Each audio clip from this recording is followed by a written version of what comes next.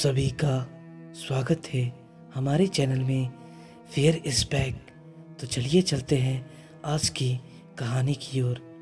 तो दोस्तों, आज की कहानी हमें विशाल भटोरिया ने भेजी है, जो कि बिहार के रहने वाले हैं। तो आइए जानते हैं इस कहानी को।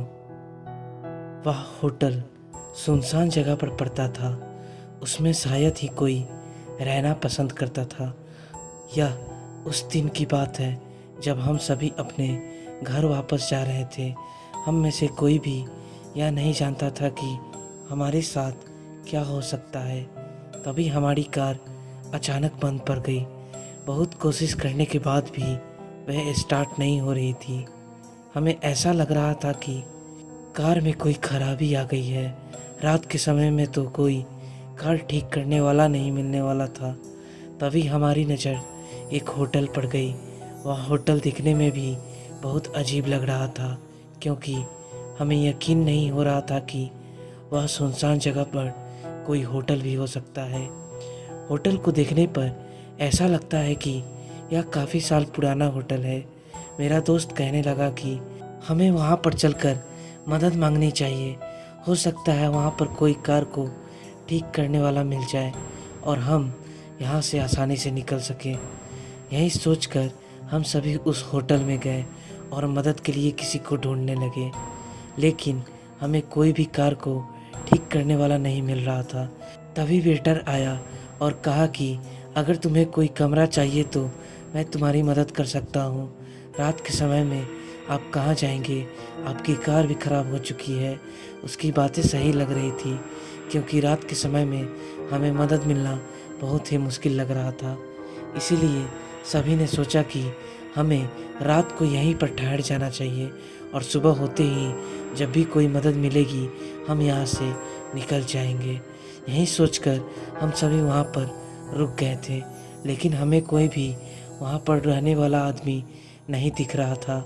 हमें तो ऐसा लग रहा था कि पूरे होटल में हम ही हैं और कोई नज़र ही नहीं आ रहा था। तभी हमने वेटर से पूछा कि यहाँ पर और भी कोई है। तभी वह कहने लगा कि यहाँ पर आपके अलावा और कोई नहीं है, क्योंकि बहुत ही कम लोग यहाँ पर रुकते हैं। उसकी बात सुनकर पहले ही डर लग रहा था कि पूरे होटल में हम ही हैं, क्योंकि ऐसा कैसे हो सकता है कि जब रास्ते में होटल पड़ता है तो कोई तो ज़रूर होना चाहिए, लेकिन वहाँ पर कोई भी नहीं था। हम सभी ने भी सोचा कि हमें इससे कोई मतलब नहीं है, हम तो सुबह होते ही यहाँ से निकल जाएंगे। इसीलिए आज की रात हम यहीं पर आराम करते हैं। हम सभी लोग वहीं पर आराम करने लगे और जो उसने कमरा दिखाया था वह भी बहुत अजीब लग रहा था। उस कमरे को देखकर ऐसा लग रहा था कि यह कमरा बहुत पुराने ज़माने का है। हम सभी इस बारे में ज़्यादा ना सोचते हुए वहीं पर रुक गए थे और आराम करने लगे।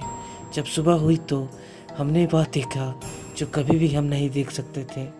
सुबह हो चुकी थी, हम सभी उठ चुके थे और वहाँ पर कोई होटल नहीं था। सिर्फ हम एक जगह पर लेटे हुए थे और वह जंगल से कम नहीं था। ऐसा लग रहा था कि यहाँ पर कुछ है ही नहीं। हम तो रात के समय में होटल पर रुके थे। हमारी कार सामने खड़ी थी। किसी को कुछ भी समझ में नहीं आ रहा था। सभी को लग रहा था कि हमारे साथ ऐसा कुछ हुआ है जो अगर किसी को बताया जाए तो यह कोई भी विश्वास नहीं करेगा कि पूरा होटल ये गायब हो गया। हम सभी अपनी कार की ओर भागे और अपनी कार को स्टार्ट किया तो कार भी स्टार्ट हो गई। ऐसा लग रहा था कि इसमें कोई भी खराबी ही नहीं हो। इस जगह पर आने पर ही कार रुक गई थी। हम सभी कार में बैठे और अपने घर वापस आने लगे। रास्ते भर हमारे दिमाग में यही बात चल रही थी कि ऐसा कैसे हो सकता है। हम एक ऐसी जगह पर रुके थे जहाँ पर कोई नहीं रुकता था और वह होटल भी गायब हो चुका था। इस बात पर यकीन करना बहुत मुश्किल हो रहा था, लेकिन जो हमने देखा था उस पर तो यकीन हो ही सकता है। सभी बातें हमारी समझ से बहुत दूर थी। किसी को भी कुछ नहीं समझा सकते थे। हमारे अंदर डर बैठ गया था कि हम एक ऐसी जगह गए थे जहाँ पर ऐसा लगता है कि वह होटल कभी था ही नहीं। यह बात हमारे दोस्त के बीच ही रही। हमने किसी को बताने की ज़रूरत नहीं समझी, लेकिन मन में हमेशा यही ख्याल आता है कि क्या वह रात के समय में हर बार होटल वहीं पर आ जाता है या यह हमारे साथ पहली बार हुआ।